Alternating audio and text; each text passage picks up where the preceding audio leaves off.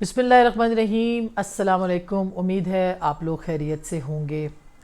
پاکستان کی سیاست میں تبدیلیاں ہوتی رہتی ہیں، ہوئی ہیں، سوائے ایک چیز کے کچھ نہیں بدلتا، اور وہ ایک چیز یہ ہے کہ ہر جو سیاسی جماعت ہے وہ اسٹیبلشمنٹ کے گرد گھومتی رہتی ہے اور اپنی جو طاقت ہے، اپنا اختیار ہے، اس کا استعمال کرنا چاہتی ہے، ان کے بلبوتے پر سامنے آنا چاہتی ہے اور اپنی جو سیاسی مفادات ہیں وہ حاصل کرنا چاہتی ہے۔ اور اسٹیبلشمنٹ بھی گھات میں رہتی ہے کہ ایسا موقع آئے، بلکہ گھات میں کیا رہتی ہے، وہ خود سیاسی جماعتوں کو اس قابل ہی نہیں ہونے دیتے کہ وہ کوئی اپنا انیشیٹو لے سکیں، وہ اپنے نظریے، اپنے بیانیے اور اپنی چیزوں کے اوپر جو ہے وہ چل سکیں۔ میں پاکستان کی جو تاریخ ہے اس کے پس منظر میں یہ بات کر رہی ہوں، اور اسی کو سامنے رکھتے ہوئے اگر پیش منظر کریں، ہم بہت شور و غوغا تھا کہ پاکستان کی جو سیاسی جماعتیں ہیں انہوں نے اسٹیبلشمنٹ کو کہ سیاسی کردار کو مائنس کر دیا ہے اور اب سیاسی کردار نہیں ہوگا، اور پھر اس کے بعد 9 مئی ہو گیا، اور 9 مئی کے بعد یقین مانیے سمجھ نہیں آتا کہ یہ اب جو قصوروار ہے وہ کون ہے، کس کا فالٹ ہے، کس کی کو ہم کہیں کہ آپ جو ہے وہ مورد الزام بنتے ہیں، کیونکہ اس وقت جو 9 مئی کے بعد کی صورتحال ہے وہ سمجھ سے بالاتر ہے۔ کل فاروق حبیب صاحب جو ہے وہ منظر عام پر آئے، ہم نے آج بات کرنی ہے، کچھ این آر اوز کی بات ہو رہی ہے عمران خان صاحب کے لیے، اور عمران خان صاحب اب این آر او چاہتے ہیں۔ دراصل یہ خبریں جو ہیں اب وہ منظر عام پر بھی آنا شروع ہو گئی ہیں، اور ہمارے ذرائع جو ہیں وہ اس معاملے کے اوپر ہمیں کنفرم بھی کرتے دکھائی دے رہے ہیں جو پریس کانفرنس سے ہوں گے۔ اچھا، اس کے اوپر بھی میرا ایک نظریہ ہے، اس میں کوئی دو رائے نہیں ہے کہ دباؤ ہوتا ہے تو لوگ آ کے اپنی وفاداری تبدیل کرتے ہیں، لیکن وفاداری جو ہے یہی کیوں تبدیل کرتے ہیں؟ تحریک انصاف ہی کیوں وفاداریاں تبدیل کر رہی ہے؟ اس لیے کہ یہ جس جگہ سے ان کو لایا گیا تھا، جسے کہنا کارخانے میں ان کو بنایا گیا تھا، اسی کارخانے کے مالک جو ہیں جب اپنا رویہ اور رخ بدلیں گے تو ظاہر ہے کہ وہ ان لوگوں کو بھی ساتھ ہی آنے پہ مجبور کریں گے۔ جو نظریاتی بیک بون ہوتی ہے، یا جسے کہنا چاہیے ایک اسٹرانگ بیک ہوتی ہے نظریے کی، سیاست کی، وہ جو لوگ ہیں وہ اپنی پارٹیاں اس طرح سے نہیں بدلتے کہ دو مکے کھا کے آپ پارٹی بدل دیں، یا آپ جو ہے وہ آپ کو دو ٹویٹوں کے اوپر جو ہے وہ پریشر آئے تو آپ پارٹی بدل دیں۔ ہماری تاریخ بھری پڑی ہے کہ جس طرح سے لوگوں نے جو ہے وہ ریزسٹ کیا ہے۔ فاروق حبیب صاحب اپنے دل سے بولے ہیں، اور بہت کل وہ بولے، ہم یہ نہیں کہہ سکتے کہ وہ بغیر دباؤ کے بولے، ظاہر ہے کہ بیچ میں روپوش ہوئے یا گرفتار ہوئے، اور اس کے بعد پھر جو ہے وہ منظر عام پر آئے اور پھر انہوں نے پریس کانفرنس کی، لیکن وہ جو بول رہے تھے وہ کنوکشن کے ساتھ بول رہے تھے، وہ دل کے ساتھ بول رہے تھے، وہ ایسا لگتا ہے کہ وہ بھرے بیٹھے تھے کہ یہ کرنے کو کوئی موقع ان کو ملے اور وہ یہ کر دیں۔ ظاہر ہے ان کے بہت سے قصور ہیں، وہ اس وقت پہ نہیں بولے جب یہ سب کچھ ہو رہا تھا، جب وہ ایوان اقتدار میں تھے، جب عمران خان صاحب جو تھے وہ اپنی جو ان کی اختیارات تھے اپنے ان سے بڑھ کے اپنے اختیارات کو استعمال کر رہے تھے، جب وہ اپنے سیاسی دشمنوں کو نشانہ بنا رہے تھے، جب ان انتقام لے رہے تھے، جب ان کے جو اسپوکس پرسنز تھے وہ روزانہ ٹیلی ویژن کے اوپر آ کے بے بنیاد الزامات لگاتے تھے، بہتان لگاتے تھے، اور ایک لمبی فہرست ہے ان لوگوں کی جو کہ ٹیلی ویژن پہ روز آتے تھے اور سیاسی مخالفین کو، تنقید نگاروں کو، جن میں صحافی بھی تھے، ان کے اوپر وہ الزامات کی بوچھاڑ کرتے تھے۔ تو یہ اس وقت نہیں بولے، مگر اب ظاہر ہے کہ وقت بدل گیا ہے، حالات بدل گئے ہیں، 9 مئی کے بعد کے واقعات بدل گئے ہیں، لہٰذا اب یہ پریس کانفرنسیں بھی ہو رہی ہیں، اور اب یہ جو پچھتاوے بھی ہو رہے ہیں، اور اسی طرح کا ایک پچھتاوا جو ہے وہ اب عمران خان صاحب کے پاس بھی ہے، اور ہمیں بالکل کنفرم جو ہے وہ ذرائع سے یہ بات پتہ چلی ہے کہ عمران خان صاحب اب چاہتے ہیں کہ سیاسی جماعتیں ان کے لیے کردار ادا کریں،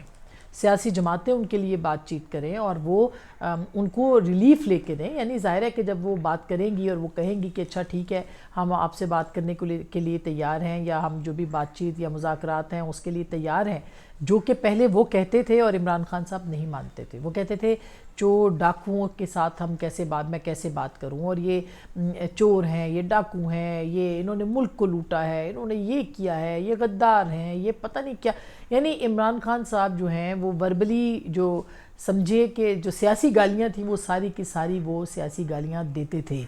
لیکن اب وہ خود جیل کے اندر ہیں. یہ الگ بات ہے کہ جیل کے اندر ان کی جو کیبن ہے یا ان کا جو وہ جو سیل تھا اس کو اب 50 فٹ تک جو ہے وہ چوڑا کر دیا گیا, اتنا بڑا کمرہ بنا دیا گیا ہے. اب ان کی کچھ نئی فرمائشیں بھی آ گئی ہیں اس کے اندر کہ مجھے سائیکلنگ بھی دی جائے اور مجھے یہ بھی دیا جائے وہ بھی دیا جائے. یہ مکافات عمل بالکل ہیں اور اس میں کوئی دو رائے نہیں ہے, اور یہ سب کو یاد رکھنا چاہیے. اگر عمران خان صاحب کل وزیر اعظم تھے اور ان کی جو ٹون تھی, اور اگر آج وہ سیل میں ہیں تو ان کی جو ٹون ہے وہ مختلف ہے. اور اسی طرح سے جو کل وزیر اعظم نہیں تھے, جیل میں تھے, اور اب وہ وزیر اعظم اگر بننا چاہ رہے ہیں اور ان کی جو ٹون ہے, تو وہ یاد رکھیں کہ مکافات عمل جو ہے وہ یہ بہت ایک اللہ تعالیٰ کا ایک عمل ہے. انسان سوچتا کچھ ہے, منصوبہ ساز سب سے بڑا وہ ہے اور وہ منصوبے بناتا ہے.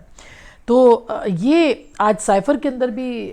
عمران خان صاحب جو ہیں ان کو فرد جرم کے لیے کاپیاں دے دی گئیں. پچھلی جو پیشی تھی اس کے اوپر انہوں نے کاپیاں ریسیو کی, لیکن پھر اس کے بعد انہوں نے ریسیو نہیں کی اور کہا گیا کہ ہم نہیں لیں گے, اور پھر آج ان کو ریسیو ہو گئی ہیں, اور اب ایک ہفتے کے بعد وہ بھی فرد جرم جو ہے وہ عائد کی جائے گی شاہ محمود قریشی اور عمران خان صاحب کے اوپر.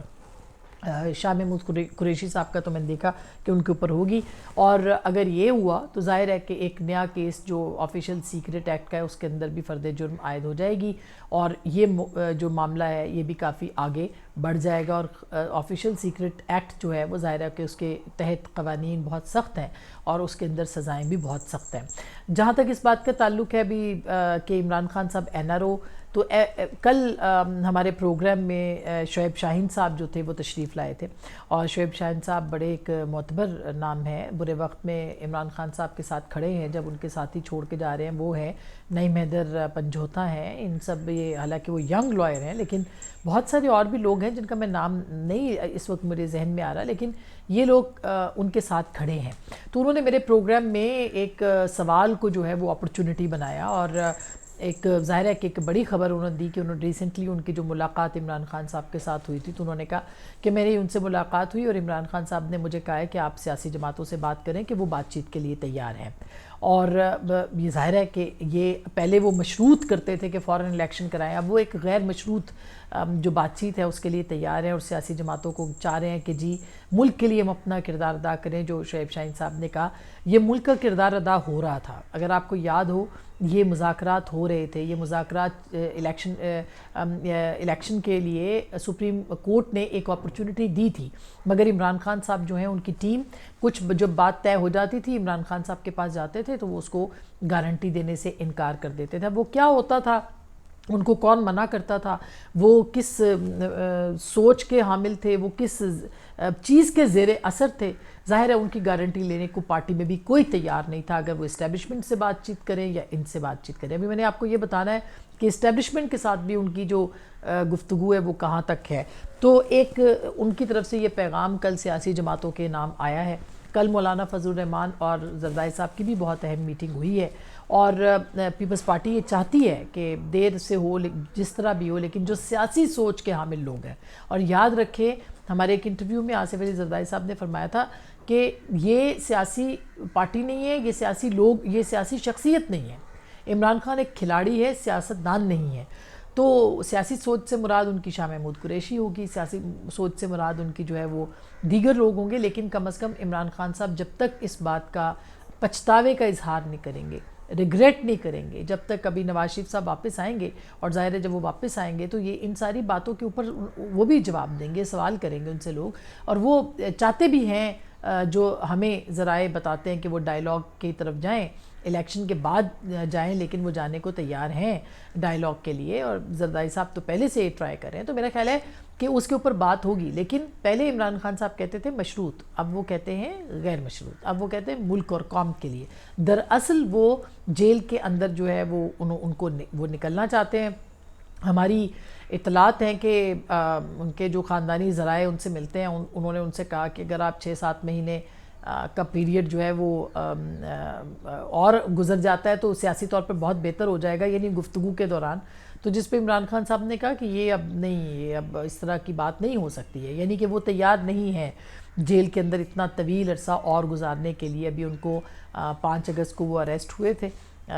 سپٹمبر 5 اور اکتوبر 5 یہ 2 مہینے یا 2 مہینے کچھ دن ہوئے ہیں، تو عمران خان صاحب لمبی جیل کاٹنے کے موڈ میں نظر نہیں آتے ہیں. اسی لیے ان کی جو پارٹی ہے، آج انصار عباسی صاحب نے بھی سٹوری دی ہے جس میں کہ انہوں نے